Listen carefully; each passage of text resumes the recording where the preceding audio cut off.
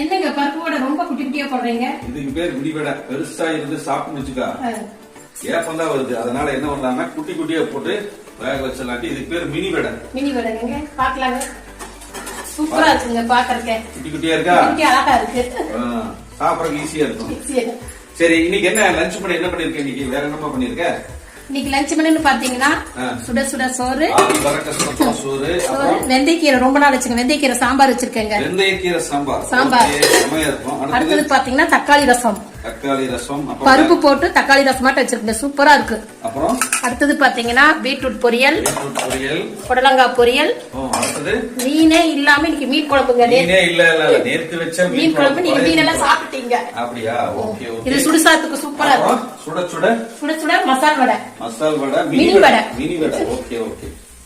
எங்க வீடியோ பிடிச்சிருந்தா like, share பண்ணுங்க, கமெண்ட் பண்ணுங்க. மறக்காம உடுவாய்ப்பு பண்ணி சப்ஸ்கிரைப் பண்ணுங்க. இன்னைக்கு நம்ம லஞ்ச் என்னன்னு பார்த்தாச்சுங்க. நாளைக்கு வேற லஞ்ச் பார்க்கலாம். பாய்.